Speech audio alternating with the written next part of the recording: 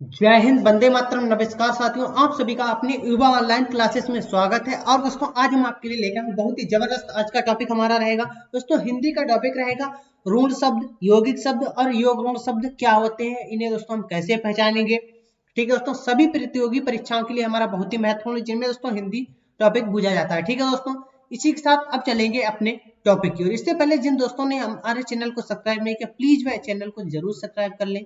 सबसे पहले हम दोस्तों यहाँ पे हम बात करते हैं किससे, शब्द के भेद।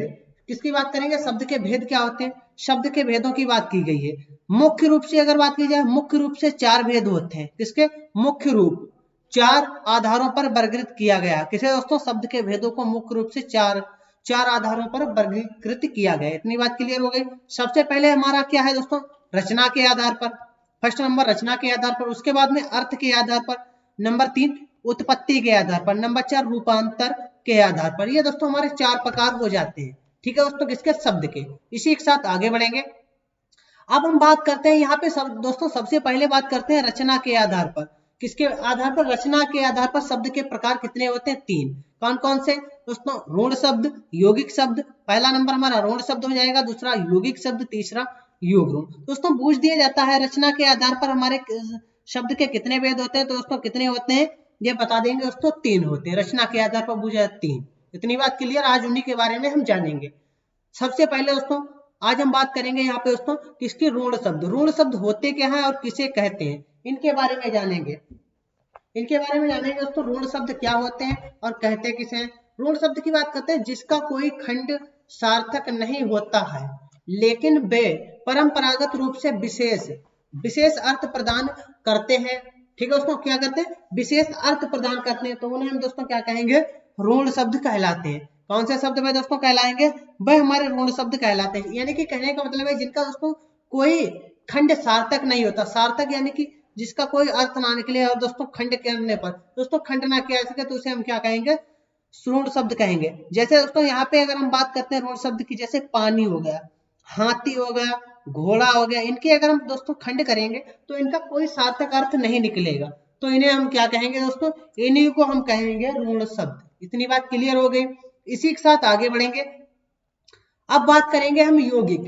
यौगिक की अगर हम बात करते हैं, यौगिक शब्दों की, यौगिक शब्द क्या होते हैं, दो सार्थक खंडों से मिलकर बना होता है। ये दोस्तों क्या होता है, दो दो सार्थक खंडों से मिलकर, यानी कि सार्थक का मतलब क्या होता है, जिसका अर्थ हो, सार्थक खंडों से मिलकर बना होता है, उन्हें यौगिक शब्द कहलाते हैं। जैसे एग्जाम्पल के तौर पे देखेंगे, जैसे विद्यालय। तो विद्यालय जो शब्द है ये दोस्तों हमारे दो सार्थक खंडों से मिलकर बना। जैसे विद्या, विद्या विद्या का मतलब अलग हो जाएगा, आलय में दोस्तों घर होता है, विद्या माने दोस्तों क्या होता है, विद्या माने शिक्षा होता है। दोस्तों ये इन दोनों के सार्थक अर्थ निकलते हैं, इसका भी अर्थ निकलता है और इसका अर्थ। जिन दोनों के दोस्तों सार्थक सार्थक खंडों से मिल, सार्थक का मतलब ही दोस्तों होता है इनकी सार्थक खंड, इनकी हर एक शब्द का जो खंड होते हैं अलग अलग, उनका अर्थ हो, और उन अर्थों से मिलकर जो शब्द बनता है उसी को हम क्या कहेंगे दोस्तों, यौगिक शब्द कहेंगे। इतनी बात क्लियर। आगे जैसे यहाँ पे रामायण, रामायण दोस्तों, रामायण क्या, राम, राम धन ऐण, ऐण, तो क्या हो जाएगा ये दोस्तों, ये भी हमारा क्या है, सार्थक खंडों से ही मिलकर बना है, तो इसी को भी दोस्तों हम क्या कहेंगे, रामायण हो गया, विद्यालय हो गया, ये हमारे क्या हो जाएंगे, यौगिक शब्द हो जाएंगे। इतनी बात क्लियर। इसी के साथ आगे बढ़ेंगे। अब बात करते हैं, एक और बात यहाँ पे दोस्तों नोट कर ले, याद रखना है अच्छी तरह से। जैसे यह संधि समास उपसर्ग और प्रत्यय के बने होते हैं। जो दोस्तों हमारे यौगिक शब्द होते हैं वह संधि हो गया, समास हो गया, याद रखना है दोस्तों, संधि, समास, उपसर्ग और प्रत्यय के बने होते हैं, इनसे मिलकर बने होते हैं। जैसे प्रधानमंत्री, देवालय, देवधन आलय, ग्रीस, गिरिधन ईश, परोपकार, परोधन उपकार, और महौषधि, महाधन औषधि। दोस्तों ये भी हमारा संधि से मिलकर बना है, ये भी संधि से, ये भी संधि से। दोस्तों संधि और प्रत्यय इन शब्दों से मिलकर जो बने होते हैं उन्हीं को हम क्या कहते हैं दोस्तों, यौगिक शब्द कहते हैं। तो इस प्रकार से हम पहचान सकते हैं। आगे बढ़ेंगे। अब बात करेंगे दोस्तों योग ऋण शब्द की। किसकी दोस्तों, योग ऋण शब्द के बारे में जानेंगे। योग ऋण शब्द क्या होते हैं, योग ऋण शब्द ऐसे शब्द जिनको सार्थक खंडों में बांटा जा सकता है। दोस्तों यहाँ पे याद रखना है, जिनको दोस्तों सार्थक खंडों में बांटा जा सकता है, इतनी बात क्लियर है। लेकिन उनके खंड अलग अलग अपना अर्थ व्यक्त ना करके मिलकर नए शब्द की ओर संकेत करते हैं। कहने का मतलब यह है दोस्तों, योग ऋण में क्या होता है, ऐसे शब्द जिनको सार्थक खंडों में दोस्तों बांटा तो जा सकता है, कहने का मतलब उन्हें सार्थक खंडों में तोड़ तो सकते हैं, लेकिन उनके खंड जो अलग अलग अपना अर्थ व्यक्त ना करेंगे। कहने का मतलब उनके जो खंड होंगे यानी कि जिसमें हम तोड़ेंगे, उनके जो खंड हैं वह दोस्तों अपना अलग अलग अर्थ प्रकट नहीं करेंगे। ठीक है दोस्तों, अर्थ व्यक्त ना करके मिलकर नए शब्द का संकेत करेंगे, यानी कि जब वह टूटे तो लेकिन जब वह दोनों शब्द मिलेंगे किसी तीसरे यानी कि अन्य या तीसरे शब्द का की ओर संकेत करते हैं, उन्हीं को हम क्या कहेंगे, योगुण शब्द कहते हैं। अगर दोस्तों इसे सिंपल भाषा में याद करना चाहें, जो दोस्तों बहुब्रीहि समास होता है वही यहाँ पे भी फंडा होता है, इसका भी वही मैटर होता है जैसा योग ऋण वो भी सॉरी दोस्तों बहुब्रीहि समास में होता है, किसी तीसरे की ओर संकेत करते हैं, वही सिस्टम यहाँ पे दोस्तों योग ऋण शब्द में भी होता है।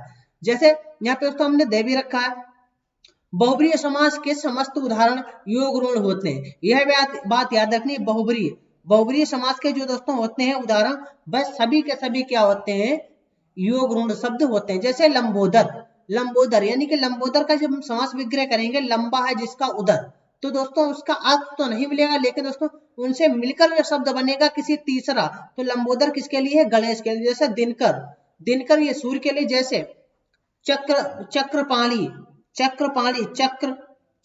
या बीड़ा पाणी, ये दोस्तों शब्द क्या हो जाएंगे, तो ये शब्द हमारे सारे के सारे क्या हो जाएंगे, योग ऋण शब्द में के अंतर्गत आएंगे, तो इस बात को याद रखना है। अब दोस्तों यहाँ पे बात करते हैं, कुछ एग्जाम्पल है इसके, तो एग्जाम्पल दोस्तों क्या, जैसे सुकुमार वह जिसके क्या दोस्तों, यानी कि कुसुमाकर वह जिसके सुकुम यानी कि जिसके कुसुम के शेर है, यानी कि कुसुम के शेर है, तो ये दोस्तों किसके लिए कहा जा रहा है, कामदेव के लिए कहा जा रहा है। जैसे मकर ध्वज, वह जिसके मकर का ध्वज है, यानी कि मकर का ध्वज है, अर्थात दोस्तों कामदेव की बात की जा रही है, किसी दूसरे के लिए बात की जा रही है। जैसे यानी कि क्या, ब्रज वल्लभ वह जो है ब्रज का वल्लभ है, अर्थात दोस्तों यहाँ पे ब्रज का वल्लभ कौन है, कृष्ण भगवान, तो उनकी बात की जा रही है। यहाँ पे क्या, हेमंत नाया दोस्तों जो, यानी कि वह जो हिम की तान्या हो, यानी कि हिम तान्या दोस्तों किसके लिए, पार्वती। तान्या का मतलब दोस्तों लड़की के लिए प्रयोग किया जाता है, तो हिम तान्या यानी कि पार्वती के लिए बात की जा रही है। जैसे शैल नंदनी, वह जो शैल की नंदनी हो, यानी कि ये भी दोस्तों किसके लिए, पार्वती के लिए है। शैलपुत्री कहा नहीं जाता है, शैलपुत्री, तो पार्वती के लिए।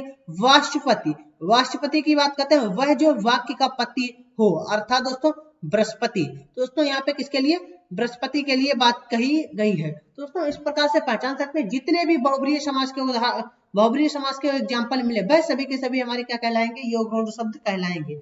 इसी के साथ दोस्तों मिलते हैं कल की क्लास में नए टॉपिक के साथ। इसके बाद दोस्तों ये हमारा किसके आधार पर हो गया, रचना के आधार पर हो गया। अब हम बात करते हैं उत्पत्ति के आधार पर, कल बात करेंगे कितने प्रकार होते हैं। इसी के साथ मिलते हैं कल की क्लास में। सभी दोस्तों का मेरी तरफ से जय हिंद, जय भारत।